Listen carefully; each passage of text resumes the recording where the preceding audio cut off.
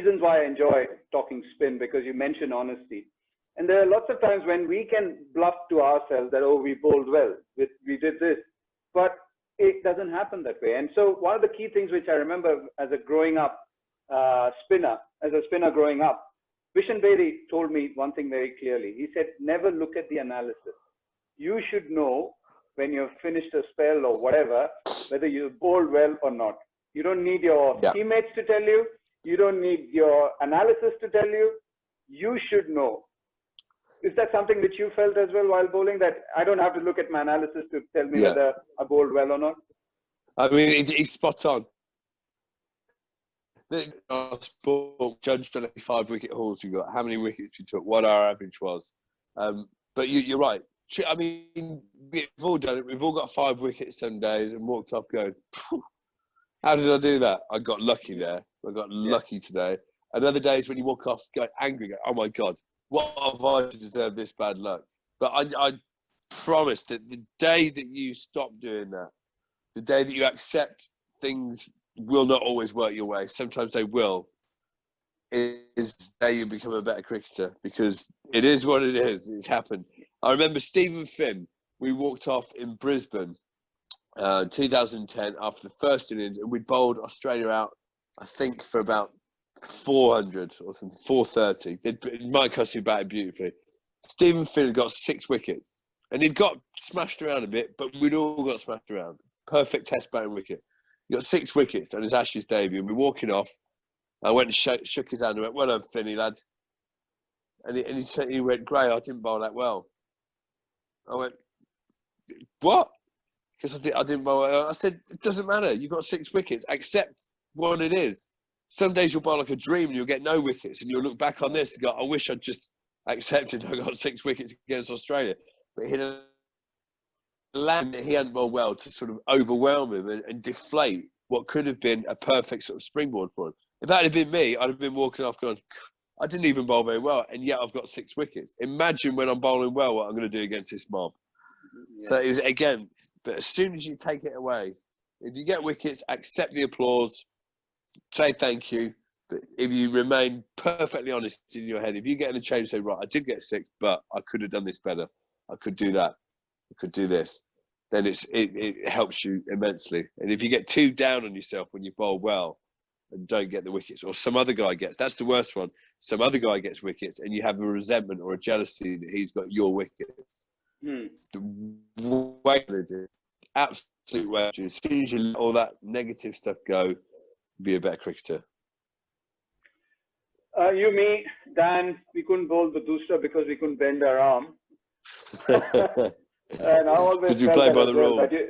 No, because I always felt that anybody who has to get the wrist to go out, you need to flex it. Because I tried my level best, couldn't do it. What were your variations, Swan, which you relied on, and how would you think that you released them? If you can show that. That's one of the reasons why I wanted you to have a ball with you. Yeah, well, my main difference is I would never necessarily hold the ball in exactly the same place all the time. The only thing that would remain constant for me is that first finger. So the first finger was my control, was my spinning finger. So no matter how I held the ball, sometimes I'd hold it down the seam. Most of the time I'd hold it across the seam. Sometimes I put the shiny side into my palm. Mostly I'd have the rough side into my palm. Sometimes I'd just move the seam round so it was like a flying saucer when I let go of it. It was my main weapon to left-handers, actually, around the wicket.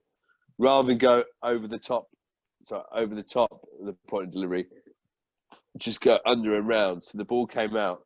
It almost wobbled. I called it a flying saucer because it sort of wobbled down the wicket. Sometimes if it hit the seam, it would turn. And other times if it hit the shiny side, it would skid on. So I always remember Mike Hussey at Northampton. I realised that he was a close watcher of the ball in the hand because he could not pick that ball because he said there's something different in your action. So it's got to be your arm ball. And yet the odd one's turning. How do you make that one turn and the other one goes straight on? And I said, I'll tell you after my career. I'll tell you when we finish playing for England and Australia, I'll let you know.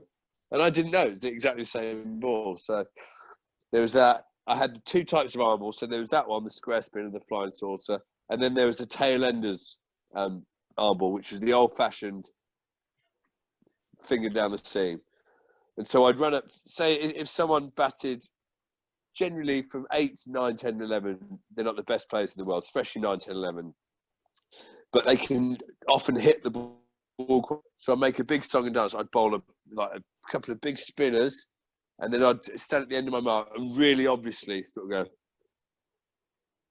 So run up to bowl like this, and then bowl on one finger like slower one. They pick it as an arm ball and play it accordingly. And you nod at them and go, oh, you pick the arm ball then. And they feel $1 million. They think they're a batsman now. And then you run up the next ball and you bowl a square spinner. So it looks like an off spinner and it's the arm ball. And I got more tailenders out beating on the outside edge and stumped from doing that than I did any other way. So they were my main variation. And then I would use the crease a lot. Where I landed, like the amount of revs I put on the ball, the pace. But I didn't have a different delivery. I could bowl a carry ball, but I didn't bowl it very often because it wasn't very controlled. But my main thing, no matter what I did, no matter what the variation, it went back to what Chris Reed told me. I tried to hit that far from the top of off stump every single ball. Yeah, it's a great point you make again, because for a long time, and there are lots of batsmen around the world who are of the view that off spinners are there only to get the batsman set and get hit. And I think quite a few off spinners have changed that mindset. You look at yourself, Harbhajan, Ashwin, Nathan Lyon. But I think you were possibly one of the first few, or at least in the modern era, who kept attacking both edges. And I think that started from what Chris Reed told you. And this is something which me and Lakshman have discussed, VVS Lakshman have discussed over the time. He feels, and he was a fabulous player of spin, he always felt that Swanee used to bowl quicker through the air. And it's not as if it's like a Harbhajan or a Nathan Lyon. It's a perfect seam which is rotating. His was always slightly scrambled or slightly wobbly, but the ball still spun lots.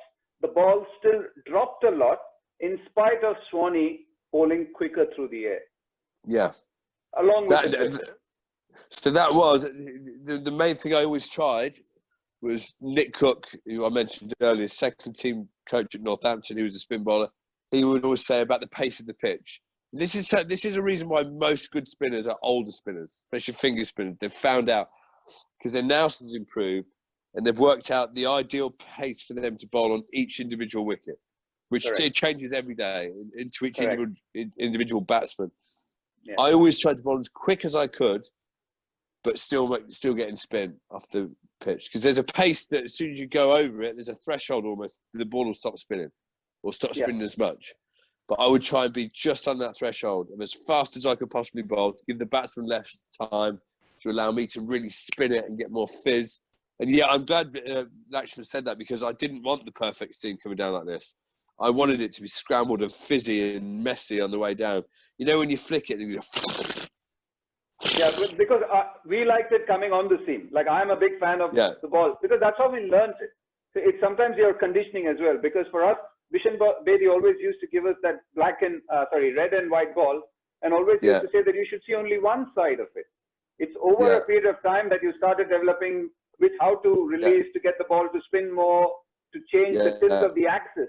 But always were told that the ball should leave rightly out of your hand. That's when the seam will go perfectly. So we were all caught up and, hooked on to that seam going perfectly. Because I felt that if my seam goes perfect, I was never a good bowler with a scrambled seam. I struggled. When I speak to Daniel Vettori and I could bowl, but it was not the bowling which I wanted to because I wouldn't get the drop. I wouldn't get the drop which I wanted, which I got otherwise by bowling like this. So these are things which you realize over a period of time. And since we've always said like it's not a perfect seam, and possibly it's also the way you hold it sometimes, isn't it? I felt that with the thumb, it gave you a lot more control to do that perfect seam, like a Nathan Lyon or a Harbhajan Singh. But for you, the ball would drift a lot. But ball was quicker through the air, but it still dipped. It still dipped and spun, and that is something which me and Lakshman were talking about. And he said that if you ever speak to Swanee, do ask him. But I tell you, one of the reasons why I play a lot of tennis. I love tennis. And a tennis ball behaves off the racket fairly similarly to a cricket ball. Obviously, the tennis ball doesn't have a seam, but if you imagine if you're serving second serve, if you hit it properly, if you slice across and over the ball. So it's like an off spinner. You go boom. The ball will fizz through the air and it will dip suddenly and skip and jump at you. Yeah. And so it's the same action. I'd imagine like second serve, like you've really got it. If you just pitter pat it on the head, it'll go up and down and it'll be smashed back past you. If you get it right and it dips and kicks, it's the devil to return because you're not sure of how much it's going to bounce, how much it's going to fizz. So I always with my bowling, especially second innings if the pitch is uneven, I'm going to fizz and put as much on this ball as possible because then the pitch will decide whether it turns square, whether it skids on, whether it jumps into your gloves. And I always found the spinners hardest to face who did that. I would get out more often to the guys who just gently landed it on a spot every ball because I was lazy and I was not prepared to defend the ball. I was caught mid-off more times in my career than any other cricketer, I'm sure. But as a bowler, I wasn't prepared to do that. I wasn't patient enough. I wanted to fizz it and I wanted to see results. And so that's why I did that. And also, even as a batsman, sometimes when you face a good spinner, if the ball spins quickly, it's tougher to face rather than when it pitches and spins slowly, isn't it? You can adjust.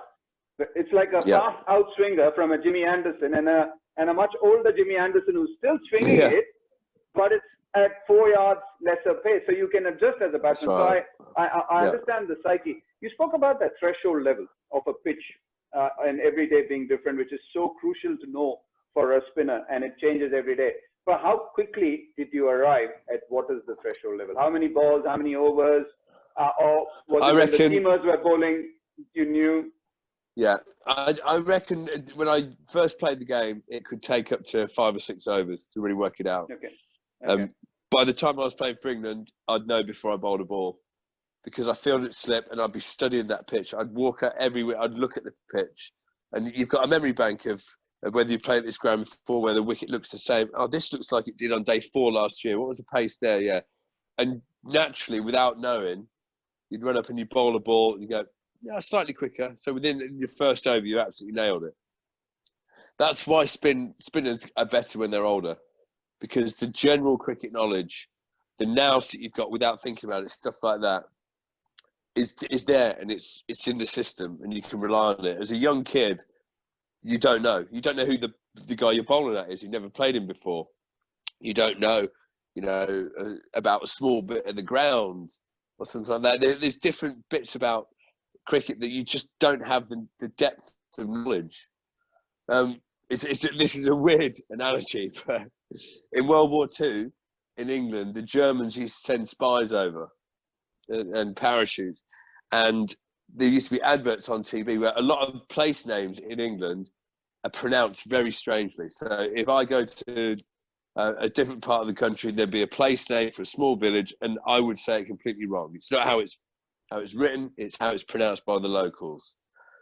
And the German spies used to get caught because they'd land and they'd have proper plummy English accents. Hello, my good man, could you tell me the way to the post office, please? Missed them out by saying, ask them the name of this village, and they could never do it. They didn't have that local knowledge, that innate knowledge that you could only get by bowling spin over a period of time. That knowledge how to say the village name, you only get that because you've lived there all your life.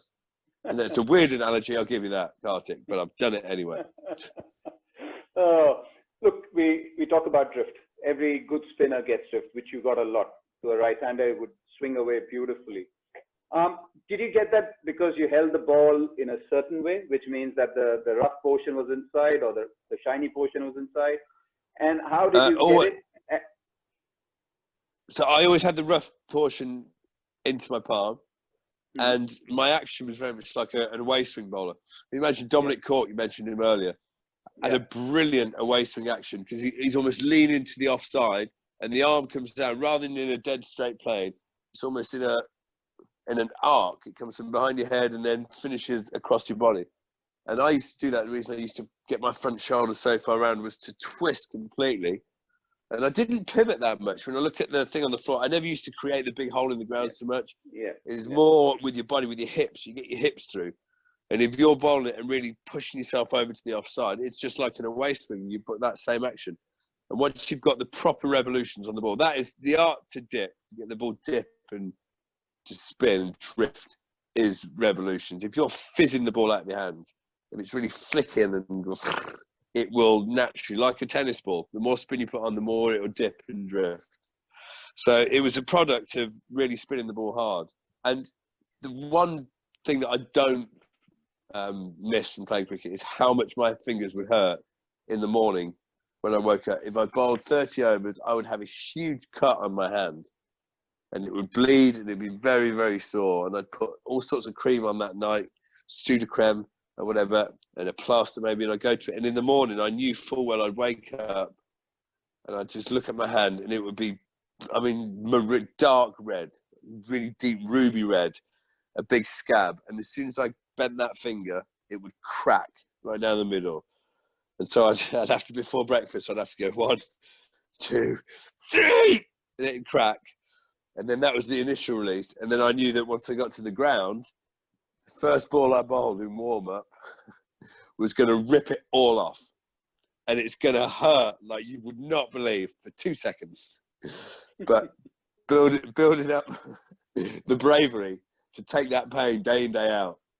I mean, some days it would be to say where I'd run up and bowl my first ball in the morning, and I'd have blood splattered on the side of my face because it's just ripped a blood blister off, basically. But I wouldn't realise. I'd go and stand in the team meeting, and Andy Flower would be looking at me strange, going, "What's wrong with your face?" But yeah, that's the one thing I don't miss. But it was well worth it.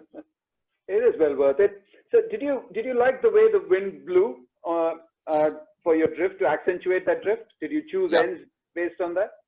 Always. I wanted to bowl the away swinger's end. I wanted the wind coming from the leg side towards the offside. And if it was a wind that blew down the ground, definitely bowl into the wind. Always. You get more drift into the wind. Yeah, yeah. But yeah, I wanted that. I wanted the breeze always helping me out. That's why planes take off into the wind, isn't it? Because it tends to get up a bit more of that. So it tends to hold and it tends to drop. Well, this is a good one for you, Kartik. Golf. Think about golf. If you're driving with the wind, you can barely miss a fairway. If you miss a fairway with the wind, you are a chump. Into the wind, however, the more spin on that ball, the further it goes left or right. Yeah, correct. Swanny, any dismissals which gave you joy as a spin bowler? Or what were those dismissals? Well, the ones I always remember, sometimes you bowl a good ball and it's just a good ball that happens. But the ones where I've really planned it, where I've thought for hours, about how am I getting it, what is the plan I'm working for, and then when it happens. And there's a couple that stand out, and then there's strange ones. One is Jonathan Trott. First time I'd ever played against him in a county game. Trotty was a wonderful batsman, really good player. Yeah. And it's first time I played, so I'm still working him out. And he was on about 80 odd. And I just thought, I started thinking, he hasn't got an obvious weakness. So how am I going to work one out? And I'd watched him, and worked out that he's very rhythmical. So I thought maybe if I changed my pace a little bit, and I worked for about 10 overs, I worked this plan where I was bowling the ball in the same place, and he defended every one. And it was all about getting the same action, the same rev, bowling the exact same ball for like 10 overs. And then at a certain time, I knew in my head, right, I am going to just change the angle of my seam and I'm going to do the quick arm, slow release thing. So this ball will be maybe a foot slower, but I want it to look exactly the same. And I want him to prod forward and he's there slightly too early, so it bounces, hits his glove and goes to short leg. And in my head, I rehearsed this for an hour and a half. And then I did it, and it worked exactly as I thought of for an hour and a half. I just remember looking up and going, nodding, and then walking off. And for some reason, that stuck in my head. And there's another one, and it's in Kolkata during 2012, Sehwag. I loved bowling at Sehwag. I could not love a man more on the cricket field, Sehwag. Loved the way he stood there singing while he was batting, smashing it everywhere, just not a care in the world, seemingly brilliant player. And I think it was a lunch or tea interval in Kolkata. I think he'd got a few beforehand. But I said to Mushy, I said, look, I just want to bowl him through the gate. I know it's out there. I know there's a big turning one that's just going to land, just deceive him and bowl him through the gate because he leaves a bit of a gap. I really want to do it first ball after lunch. I'm going to, rather than just try and get my rhythm, I'm going to go for it first ball. And it happened. First ball drifted. And Paterno being so, he didn't look to defend it to get in. Yep, 4 runs. And it bowled him through the gate. And again, the plan came together and I was absolutely made up. I think that's a big thing you mentioned, because you get a lot of dismissals which you get because you've bowled well. But sometimes against good batsmen, when you've plotted a dismissal and it works out to perfection, I think it gives you an ultimate joy. But apart from that, any back pads or any, say, imagine as a spinner, you always talk about a classical spinner's wicket, which is a right-hander trying to cover drive you, bowl through the gate. And sometimes playing for the drift, getting the edge, going to slip. Anything like that? See, the one getting the edge to slip, that didn't thrill me anyway, even though it's a wicket. It's exactly the same. It never thrilled me quite as much because it doesn't look as good. But I mean, I love bowling left-handers. I honestly, because you've got more ways of getting them out, because you can land it on the stumps to hit the stumps, and with DRS as well, people can't kick it anymore. But I mean, to me, I got Imran Farhat out at Edgbaston. Imran Farhat was the Pakistani left-handed opening batsman. Yep. And third ball of my test match, because I hadn't bowled at all in the first innings, I don't think, because we bowled him out for about 50. So in the second innings, and I thought to myself, you know that magic ball, and to me it's like the Shane Warne ball to Mike Gattin in 1989. I'm going to try and pitch this ball outside leg stump with as much spin on as I can and hit the top of off. And so from the angle I'm bowling, that is, we're almost talking 2 yards spin here. And I ran up and exactly that happened. It just fizzed. He went to play forward and it bowled top of off. And it was that good a ball that Matt Pryor was way down the leg side ready to take the ball. And when I got in the middle of the huddle, he went, "That's the best ball I've ever bowled, you lucky bastard." And I said, "Sorry." He went, "There's no way in the world you meant to do that." And so I promised I did. And he went, "Yeah, right." So the best ball I ever bowled.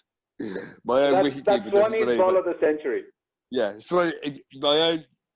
my ball of the century. My own wicketkeeper doesn't believe I did it on purpose. Devastated.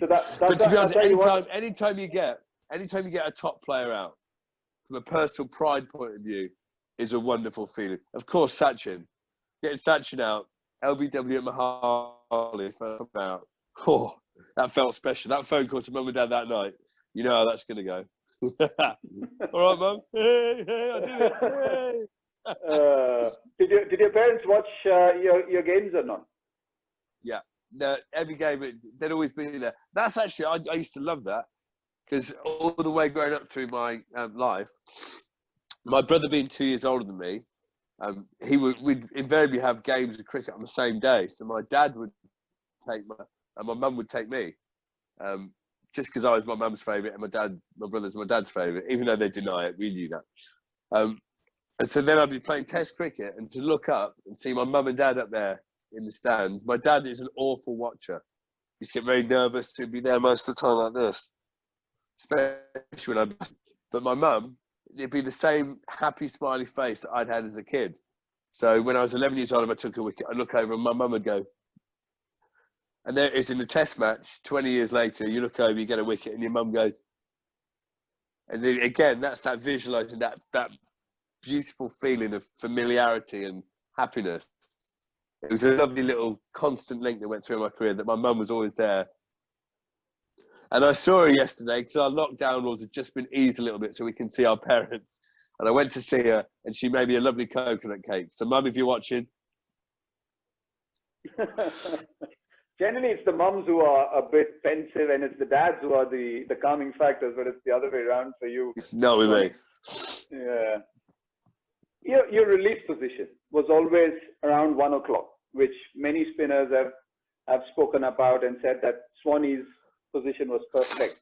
Is that something which you arrived at much later, or when you started off, were you releasing literally on the top or from behind, or was it something which you over a period of time you developed? I think over a period of time, it just got. If it wasn't bowling well and the ball was drifting in, if I was going past the vertical, I'd say to my wicket keeper straight away, I said, just let me know. Because sometimes you're not sure as a bowler. Like finishing the action, I'll say, can you just let me know if this is drifting away or drifting in? Just tell me it is. And that's, again, I'm going to hark back to that honest dressing room. Whereas the counter had played that before, if I'd said that to the wicketkeeper, he'd have gone, oh, no, mate, it looks great, which doesn't help anybody because he doesn't want to hurt your feelings. But really, if I said, just help me out, he'd go, mate, you're coming at too much from an angle, or you're bowling the wrong line, or you just drop your arm an inch. And as a professional sportsman, that isn't criticism. It's help, it's coaching. And I'd ask for it. And so, yeah, it felt natural. When I let go of the ball, it felt very, very natural. I always tried to bowl every now and again a really round arm ball, like a Malinga ball. Yeah. But I'd let go of it and think, oh my God, that must look so stupid on TV. I basically bowled that from horizontal. And then you look at the video later and it's about that much difference to how you normally do it. But correct. 100%. Yeah, when we had Greg Chappell as a coach, I remember, because my arm was there, literally straight up. Yeah. And he always said, try and be a bit more round arm. And I used to try. I'm feeling as if I'm bowling a Malinga, and it was, as you rightly said, I'm feeling as if it's so far away from my head, and it felt only that much. Swanny, we spoke about how good you were attacking both edges. Any wild guesses? You've got more left-handers out in international cricket or right-handers out? I think it's just slightly more right-handers. But only because there's probably more right-handers. I preferred bowling at left-handers. I really did. Yeah, but there's this constant hype or thought process around the world that an off-spinner is very good to left-handers, so you should bowl to left-handers, and a left-arm spinner should bowl more to right-handers. But the ultimate concept is that if you're a good bowler, you can get both, but you can get them both. Well, I'll tell you what it is. Against left-handers, from ball one of the game, you've got more ways of getting them out. Because if you're bowling from wide of the crease like I did and putting a lot of drift on it, the first innings, you have to pitch the ball slightly wider for it to hit off stump. You can't pitch it middle and leg, so it'll go down the leg side. And so LBW doesn't come into the game as much. But for a right-hander, you have to bowl straight, so it's easier to play. For a lefty, he has to play every ball the whole game. So I think you've got twice the amount of chance to get him out. DRS has helped a massive amount. Because when I first started playing cricket, lefties could kick it all day long and never get given out on the front foot. Yeah. They can't do that anymore. And I think that's one of the reasons spins come back in, because a lot of spinners have refused to buy into that old offie at the left-handers and left arm at the right-handers. Because when you think about it, if the right-hander is only ever facing left-arm spinners, because that's what most captains do, he's not going to be using the right-arm spinner again. So you've got more chance of getting him out. And look, if you're bowling, whoever's batting, try and get him out. One way or the other. Oh, my dog's just fallen off a chair or something, I think. There's a commotion. I don't know what it was. He must be a left-hander.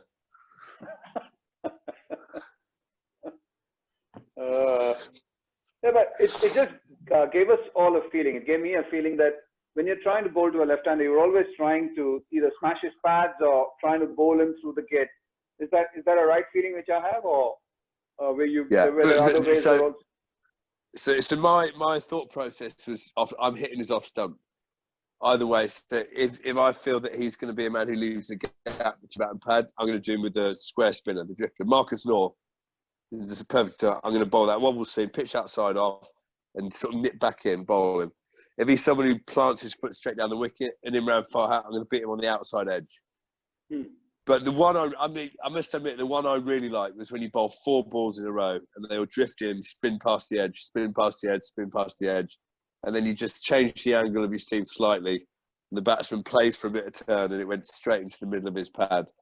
Because once DRS was brought in and the umpires realised how plumb LBW that was and started giving it out, the second it hits the pads, he knows he's out, you know he's out, and even the worst umpires in the world, because there are some bad umpires out there.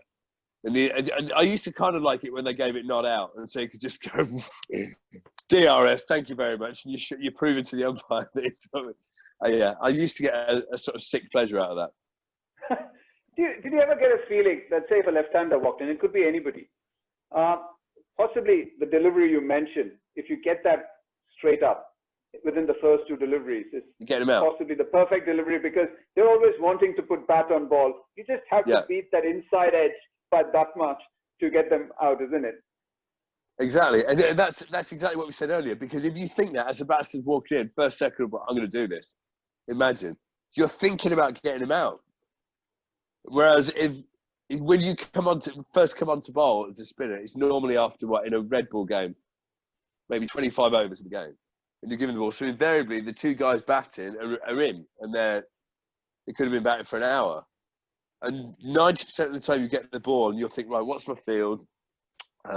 How's the wicket going to play? Da, da, da. You've not thought, first ball to this bloke, imagine. Getting him, it just did that much, hit him on the pad. Why not just think like that from the second you get the ball? That's what I ended up doing. I just go, first or second ball. If I bowled that, it's getting him out, full stop. Didn't always work, but that's how I thought. Yeah, but it's a good thought process to have. That's what we're talking about. Not everything. If the way we spoke, we would have millions of wickets, but sometimes it doesn't happen that way. Yeah, but we've retired now. Once you've retired, you can look back. I never did anything wrong in the game of cricket. Never bowled a bad ball. Never played a bad stroke. Never made a mistake. It was never, Listen, I've enjoyed it. I've enjoyed talking spin. This is great. I don't get to do it very often. I've got to thank you for this opportunity, Kartik. You're a legend. Last couple of things, and then you're off, Swanee. You got Gautam Gambhir quite a few times, and he was possibly one of the best players of spin coming from India, who liked to use his feet. What was your thought process against him, against a batsman like that? Right, so I can say it now. He doesn't play anymore. He was a far harder bloke to bowl at in one-day cricket, and Sachin Tendulkar as well, I found. Far harder to bowl at in one-day cricket, where they were looking to be proactive. In test matches, I felt Gambhir especially was very patient, so he used to wait for the bad ball and wait and sit on you. He didn't put me under pressure as a bowler. People like Laxman or Sehwag, they put you under pressure because if you're an inch off, Sehwag's going to crunch a drive on the other. It might be a risky, airy-fairy drive, seemingly to the crowd, but you and him both know that if you miss by this much, just go for 4. And so I used to enjoy bowling at the lefties at, say, Gambhir, but it wasn't particularly different thought process to him. I just think the fact that I got to bowl at him a lot, because he invariably got through the seam bowlers. He's a very good opening batsman. So by the time I came on to bowl, he was still in for a start. But he was a good player. He was someone I enjoyed getting at because he was a very good player of spin. Whereas someone like Chris Rogers, who I got out, I think the same amount of times or one less time, was not a good player of spin. And so I didn't expect to get him out. I was like, right, I need to get him out. And if I didn't quickly, I think, come on, I'm wasting time here. So, Chris Rogers, brilliant player, by the way. I'm not having a go at him. Lovely guy, but he was not the natural player of spin that, say, Gambhir was. Look, Sangakkara is a fabulous player of spin, but he's gotten out to Ravichandran Ashwin so many times. So, and me. And you. He was... Look, when you've got someone who's as good as that, when you've got someone who's as good as Sangakkara, and I read an interview once, and he said, Graeme Swann is one of the best bowlers I've ever played at. I don't really know how to play him. Honestly, that made me feel like you wouldn't be. I was so happy, it was ridiculous, because I knew that he loved left-arm spinners. I was just, like Kevin Peterson can't play left-arm spin. He's the best player against every other type of bowling, but he had a horrific weakness against left-arm spin. Sangakkara just happened against my sort of bowling to not enjoy facing me. I think I feel privileged. KP was bad against bad left-arm spinners. I think against good left-arm spinners, he would have been good. Oh, yeah. Yeah, but it's amazing. When you get really... I tell you who was an amazing player as well, who doesn't get the credit, possibly because he's from Sri Lanka. If he was Indian, he'd be hailed as one of the greatest ever. It's Mahela. Mahela, outstanding. What a player. He was a bit like Kohli. I didn't mind him batting for a while and getting some runs against us, just so I could watch him bat. As long as he got out sooner or later. he would hurt you without you knowing that he's hurting you. He was that kind of a player. Oh, wonderful. A smile on his face as well. Oh. India has always been a tough place to bowl. But you've had so much success against India, be it at home or in India. That must be a very proud thing to feel, isn't it? So many spinners have come here, so many gun spinners have come here to India, and it was not as if the team was in transition. You were still bowling to the Dravids and the Lakshmans and the Sachins and the Sehwags, and they have literally murdered spinners. Well, I think a lot of it is to get in your head. I looked forward to going to India, and I know from a lot of spinners from overseas, as soon as there's a tour to the subcontinent, the whole country looks at you as well. You've got to take all the wickets. The pressure is on you way more than, say, if we went to New Zealand on tour. I'm almost on holiday. I'm there to take some catches, down an end, go skydiving and play golf. That's basically my cricket tour to New Zealand. But in India, there's the pressure on you to perform, to go out there.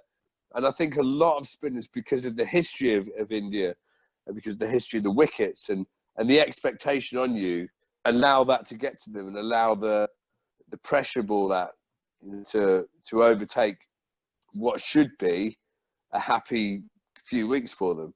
The way I looked at it was, look, no matter what happens in India, how good their players are, the pitches are going to turn.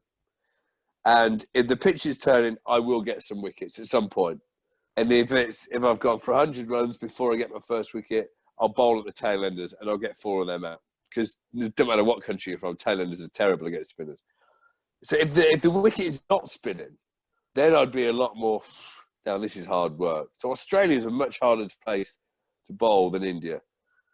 India, the ball is always going to turn. And you get, I love red ball cricket. I love the battles, the red ball. It's why one-day cricket will never, ever, ever be as good as Test cricket, because you get 3 for 40 off 10 overs in a one-dayer, and you do not feel like you've achieved anything. 3 for 40 off 40 overs in a Test match where you've worked your socks off to a game plan and played chess. That's the greatest feeling in the world, and you get to do a lot of that in India. The Kookaburra or the SG Test? Oh, Kookaburra. Throw the Kookaburra straight out your window now. Get rid of it. Only fit for dogs to chase. I've got actually the ball I've got here. The ball I've got here is an SG1. I'm pretty sure this is from Calcutta in the second innings. It was the new ball that we took. We won the game, and it only bowled about 5 overs. And I took the catch, so I stole it. Dukes or SG Test? Exactly. Both. Dukes and SG are very similar. But I'd probably say in India, use SG. In England, I go. Yeah, I just felt that this stayed harder for long. I felt that the Duke stayed harder for long. Even when it got cold, it stayed harder for long. Is my personal opinion. That's again subjective. Probably did. But I didn't like the Kookaburra. The Kookaburra is machine made, no seam, only fit for dogs to chase. Well, you say that, but you've played in New Zealand, South Africa, Australia, apart from the subcontinent and West Indies. Your record is better away from home than at home. It's amazing. Yeah, well, I just enjoy bowling. I enjoy going on holiday. What can I say? I enjoy being away from the family. So you say Test match cricket is obviously brilliant for you, but you've been an outstanding bowler in one-day cricket. You've been at the top of the rankings as well. What was your mindset there, and how did you change it? Yeah, I think this is why I don't like one-day cricket as much, even though, I mean, I did well at it, but I never felt as fulfilled because my mindset was not to take wickets in one-day cricket. I found wickets came because of what I did. Whereas in Test match cricket, I was trying to take wickets all the time. But I found if I did that one day, I'd go for 60, 70. So my whole ploy, every one-day game was I want to go for less than 40 runs. Yeah. And I'd want every single over, I'd try and bowl without getting hit for a boundary. And I think however I could achieve that. Every now and again, you play on a turning pitch and you'd get 3 wickets and it'd be great. But I didn't enjoy one-day cricket as much because I felt that it was very in the middle. It wasn't. short spell, it wasn't a long spell. It was a long time to field. 2020 cricket I enjoyed a lot more, weirdly, because it was short. It was over in a flash. But your 4 overs, only 24 balls. And it's like, I used to treat it like a in and out drive-through restaurant. I want to get in there and get out as quickly as I can with as least damage done to my hubcaps as possible. I just want to not go for any runs, pick up the odd wicket, like not get killed by the bloke hitting it back at me. Just brilliant. And I used to really enjoy it. But definitely, Test cricket will always, for me, always be the greatest game. Yeah, exactly. And I completely second what you're saying. Sometimes when you play one-day cricket or T20 cricket, the way you think in Test match, you're going to get clobbered. And that's where people might think you're defensive, but actually you're not defensive. You're doing a job for the side, so the role changes and the role play changes. Sometimes, I remember my first 2 games in T20 cricket, I was thinking like one-day game, and I got hit for 42 runs. And then I decided, boss, it's not the way you play. You possibly you need to minimize damage and just walk away. Yeah, well, just say what we said earlier about getting the batsman to the exact thing he doesn't. In 2020 cricket, he wants to hit every ball you bowl for 6 if he can. If you fit a little drifting outside off stump, he's going to slog it. He'll go for 6 because the grounds are like this. They're postage stamps. Correct. So I would think every ball. Where does he not want it to be? If I was batting, I'm looking at deep mid wicket. I do not want a Yorker on my toes, or I do not want a hard one spun into the pitch out of something that's going to kick at me. And so I do that. I try and get in the mind of the batsman and bowl what he least wanted. Didn't always work. I've been hit with some massive 6s. All of us have been. We've all, it makes you. Spinners, it builds character. Correct. Apart from when Peter Search hit me for a massive 6 in a county game, because he's the worst batsman who's ever played cricket. And he hit me one day for the biggest 6 of my entire career, and it still wakes me up at night.